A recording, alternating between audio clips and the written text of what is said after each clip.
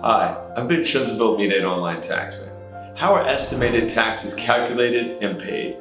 So first off, if you didn't owe any taxes last year, then you don't have to pay any estimated taxes this year.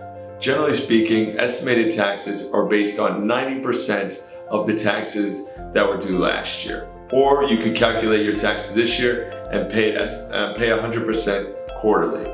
The taxes are due April 15th, June 15th, September 15th, and January 15th.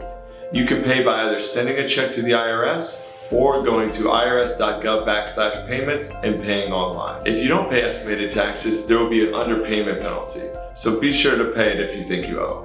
And if you have any questions, please feel free to reach out to us at Online Taxman. Thank you.